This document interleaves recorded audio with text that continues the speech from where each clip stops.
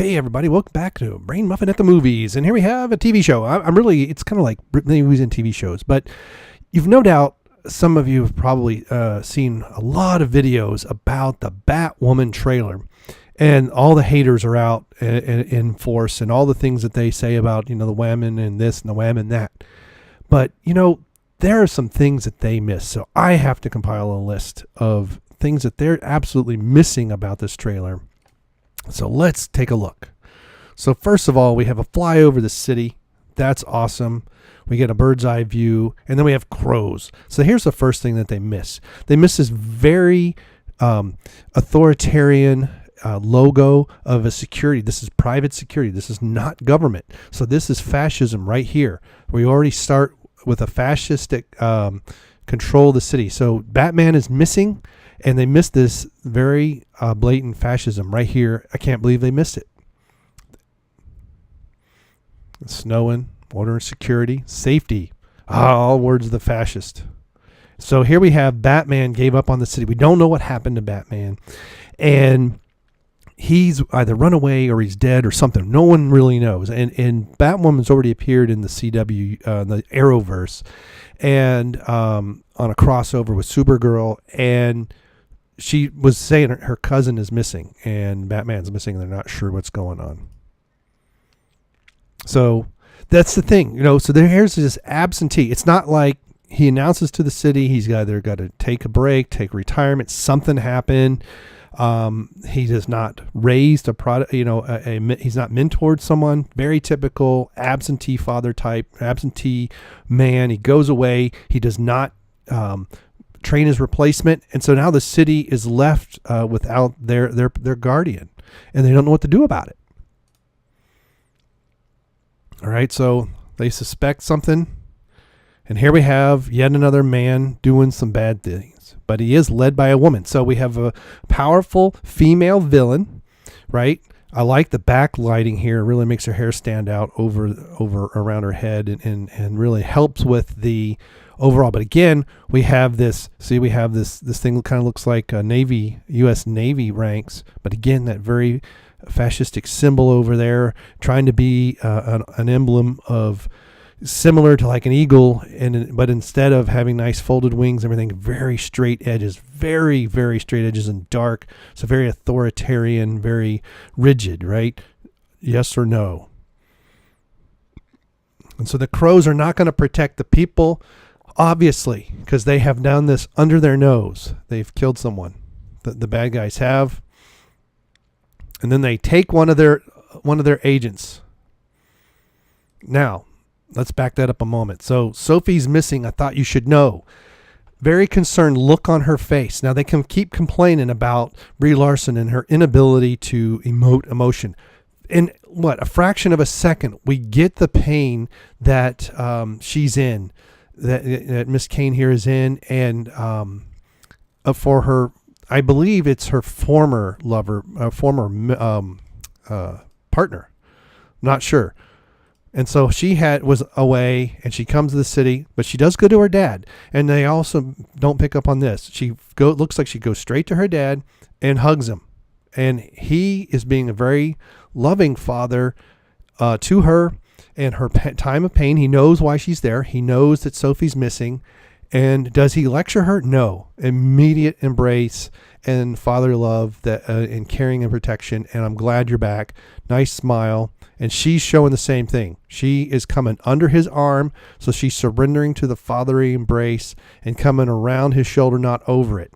Okay? And then she gets there. All right. So she's angry because they don't want her to help.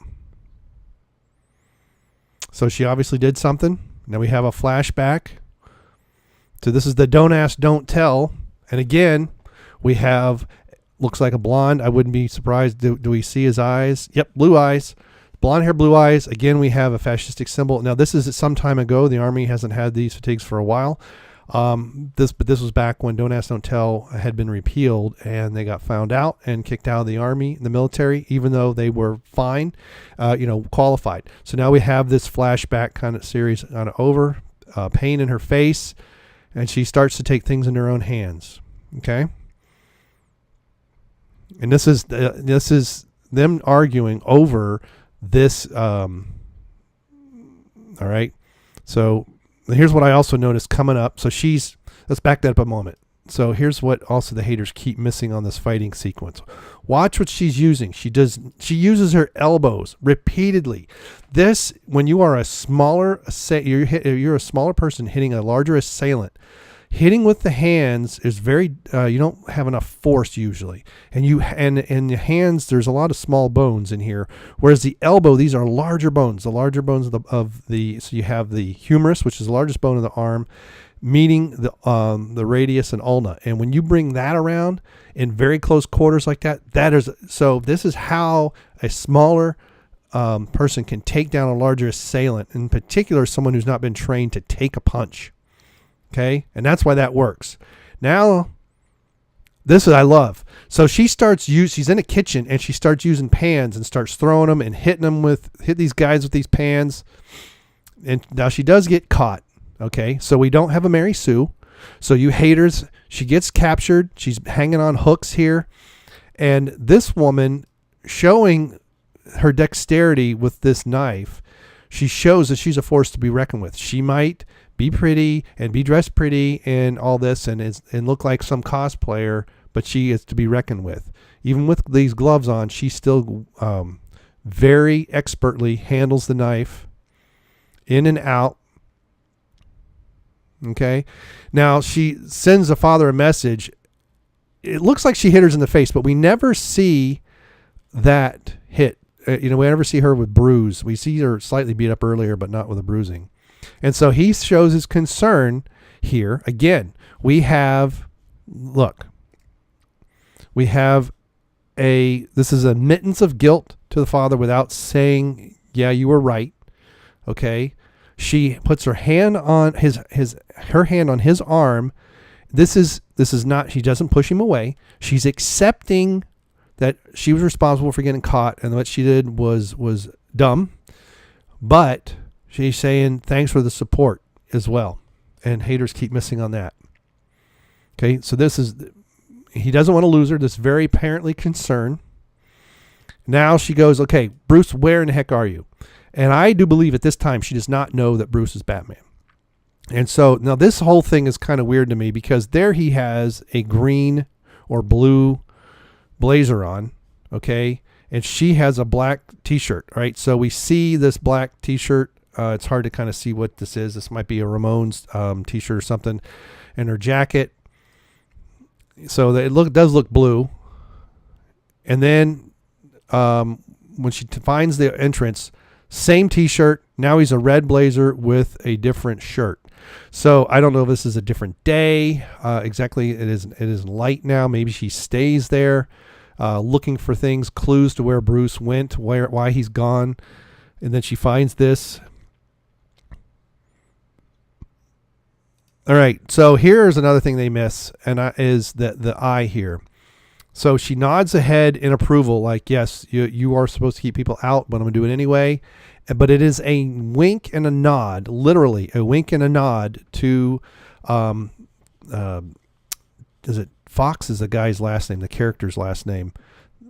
So I have this name with rules, and then we have the eyebrow. So she doesn't handle rules well, but she's respecting that guy is supposed to be the guardian. Okay, so she's taking responsibility for being in here. It's not his fault. At this point, this is where she realizes who Bruce is.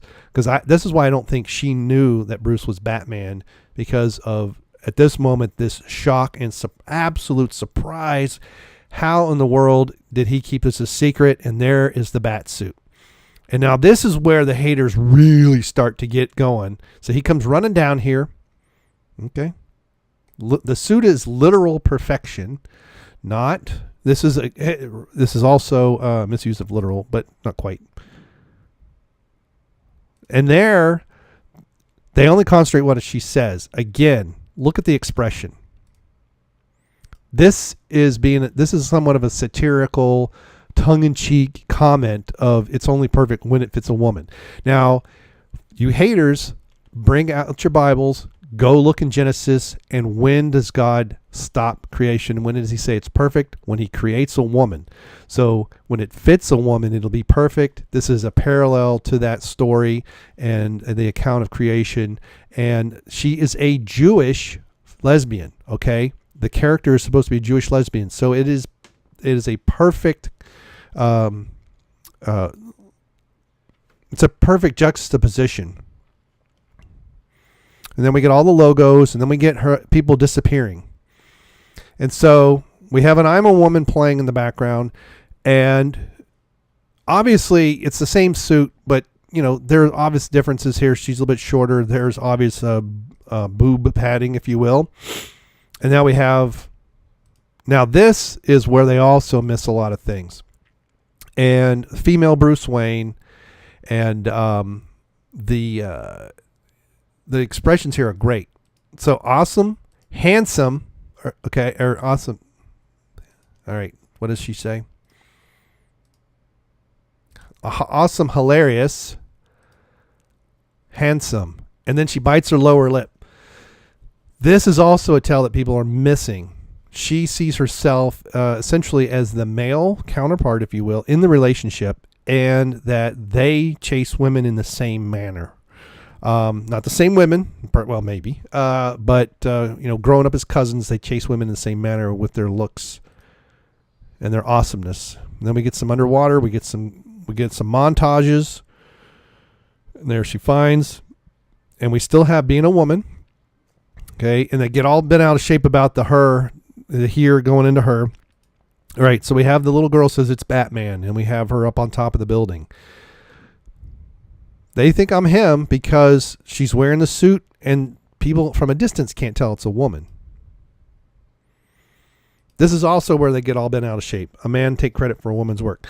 Yes, she has commandeered his things, but he abandoned the city. So he has given up the rights to these things because he's abandoned them for no reason. No reason given, right? We don't know why.